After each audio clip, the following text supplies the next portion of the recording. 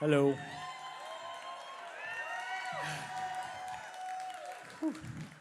See, they lied. They said you wouldn't be able to see anybody. I can see everybody. That really sucks.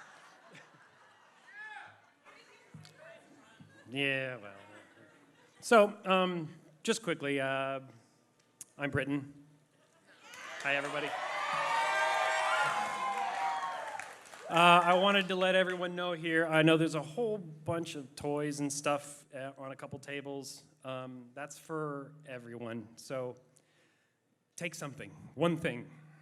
Don't get greedy. No fighting. And, well, you can pay me later or something. I don't know. Anyway, so without any further delay, I wanted to introduce our MC for this evening. Mr. John Cryer. There it is.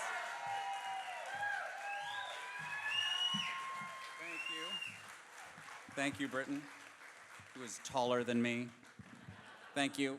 Wait, this is going to take a minute. There we go. Oh my gosh. Thank you. It is. Thank you.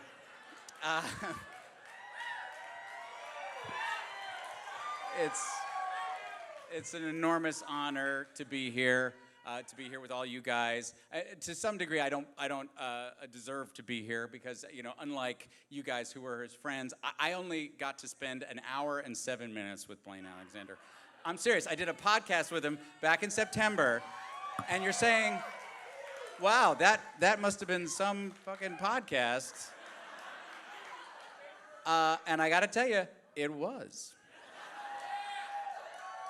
It was awesome. He was a truly special, wonderful guy. And I'm here for a couple of reasons. First of all, I'm sorry? What did we lose?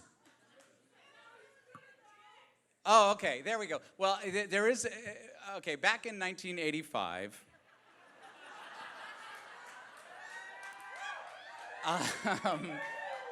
I was shooting a movie called Pretty in Pink. And thank you.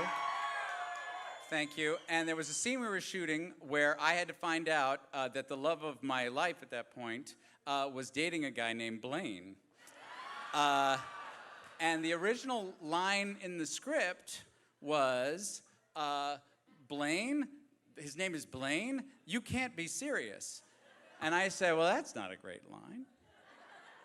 I think I can do a little better than that. So I said, Blaine? His name is Blaine? That's that's not a name. That's a major appliance. Now, as that was happening in May of 1985, what I did not know was that what I was then participating in was making the life of young Blaine Alexander a living hell for many years after that. When I actually got to meet Blaine, I did, in fact, apologize to him specifically because, damn it, he deserved it. And as I have apologized to every Blaine I've ever met for doing that, I swear, I thought it was funny. I'll do, whatever. I don't care about your pain. At any rate, so that's one reason I'm here is to make that right. But the other reason I'm here is because because as they were trying to figure out, as they were trying to put together this event back when he was still with us, he asked that I do this, and honestly, it's the first time I've ever been asked to do this. So I thank you, Blaine, and it's an honor. It's truly an honor. I've been asked to go through some of the major turning points in his life for you guys. Blaine was born to James Alexander and Monkey Marino on April 3rd, 1967 in Downey, California. He was the eldest of 4 boys. His brothers are Britton, Magic, and Brady, as you well know. In his younger years, they were spent in Whittier, with a short time in Idaho and Portland, Oregon. But most of his upbringing was in Santa Monica, California. Samo. He spent a lot of time traveling with the family. His mother, Monkey, and stepfather, Magic Marino, were entertainers, both as a magic act and a cover band. I'm sorry, that's a cover band I want to see. Come on. Exactly. He attended Grant Elementary School, John Adams Junior High. Between his junior and senior years at Santa Monica, Samo High, that's in parentheses here, his family made the decision to move to Thousand Oaks, California, where he insisted on taking public transit in order to stay at Samo for his final year. He barely, in parentheses, graduated from Santa Monica High in 1985. Oh, wow, so he was right in the demo for Pretty in Pink. Oh, my gosh.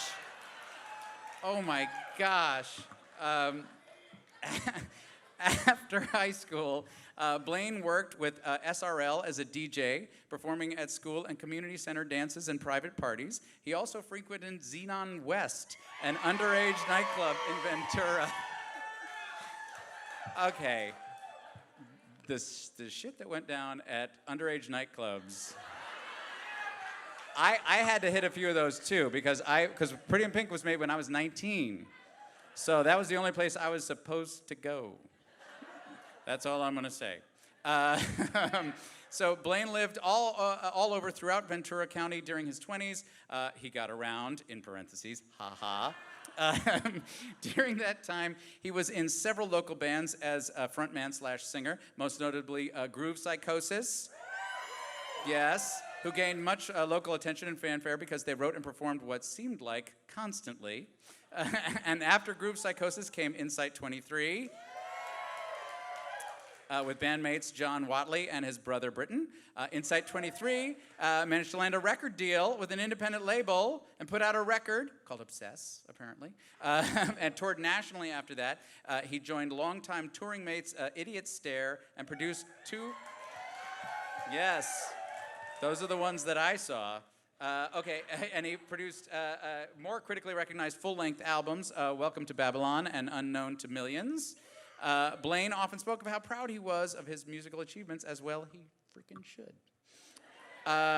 He worked as a graphic designer and video editing monkey for SoundSource Interactive, Creative Planet, Reed, Sony, Cyberflow Solutions, and eventually, at what he considered one of his greatest achievements, Live Nation Entertainment, as a webmaster for House of Blues.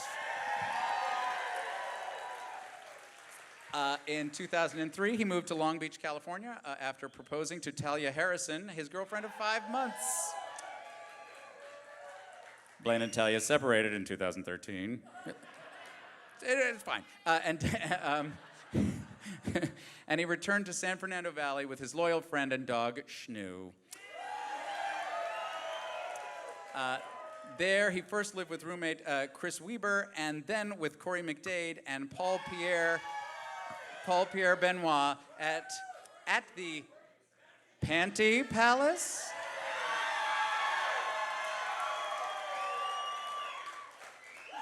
Feel free to find them on Facebook and Yelp.